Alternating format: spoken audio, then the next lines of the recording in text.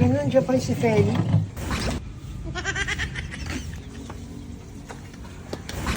Hoy, Feli. O, Negra. Umaga na. Kahapon ka pa nandiyan.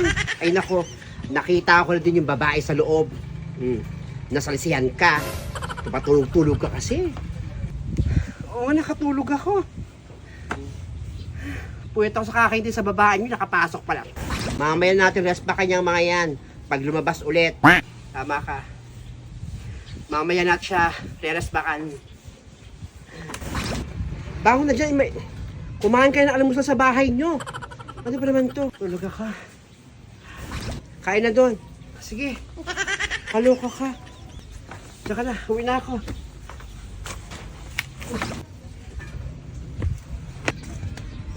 Wisit na babae, nakapasok siya. Pasalamat siya, hindi ako nagising sa mga yabag na.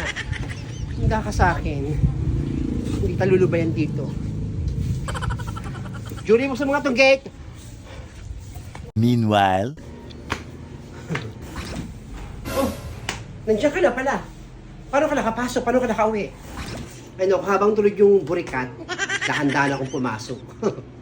Akala hindi ko kaya. Kaya ko siya. Ay naku, maswerte ka pa rin. Next time kasi huwag nang patulan yung babae niyan. Kahit anong parinig ng babae niya, huwag mong pinagpapatulan. Nakakabusit kasi may. Parinig eh. Sa taga ko yung pinariringgan ako eh. Kaya hindi ko siya papatulan. Akala hindi ko siya kaya, no? Hindi mo naman taga-kaya. Hindi mo kagabi hindi ka naka-uwi rito, nagtatapos, nag-aabang yung babae niyon. Huwag mo na kasing patulan yung geng-geng na yon. Hayaan mo siya. Kabuisit. Magkandala ako ng almusal. Sige ma. Timpla mo rin ako ng kape. Good morning, Lola. Good morning, Tita. Anong good morning, Ninita? Good morning mo mukha mo. Anong oras na? Tanghali ka na gumising, ha? Akala mo, senyorita ka?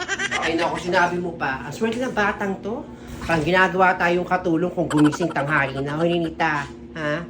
Alam namin nakikita na kami dito, pero di mo kami katulong. Gigising ka ng tanghali. Pagkat Sabado. Pag Sabado, tutulong ka doon sa gawaing bahay. Hindi kami magulang mo, hindi kami ang nanay mo na pwedeng ganyan-ganyanin mo. Tumulong ka.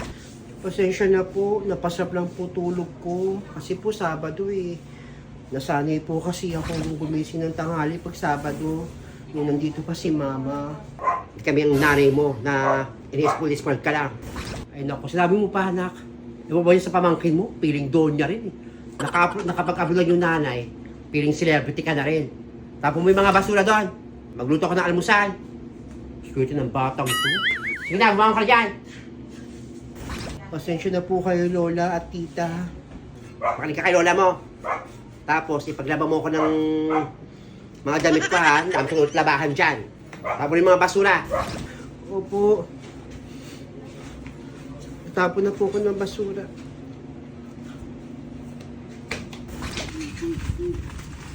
Ito pa Ninita, oh. Oh, bakit parang naiyak ka? Hindi po ko, Tita, naiyak ako. Umiiyak ka? Inaano ka? Sinasaktan ka? Sasabihan ka lang magtapon ng basura. Sorry po. Ito mo pa tong basura.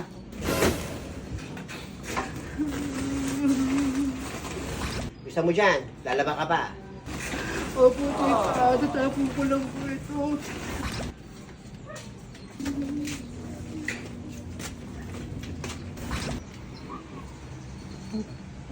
Mawalang yata talaga itong mga to. Kung apin si Ninita, nakakagigil.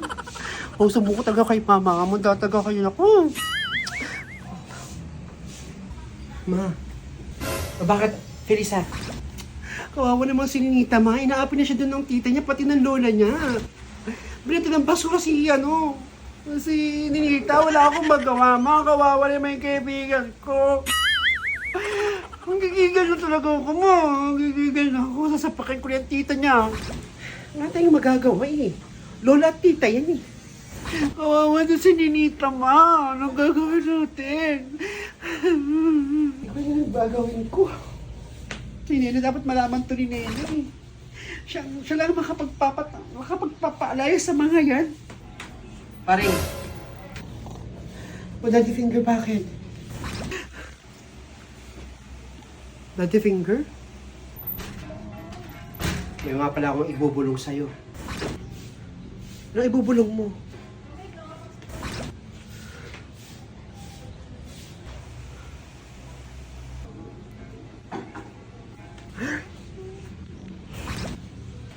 Teka. Nakita mo ba kung paano bulawan si Ninita? Narinig mo ba kanina bago ko umakyat dito? Oo. Nasaksihan ko kung paano alilain at apihin si Ninita. O sige. Felisa, dito ka lang ha. Ma, saan kayo pupunta? Pupuntahan kami ni Daddy Finger. Sige ma. Halika na. Kailangan mo na siyang makita. Wala.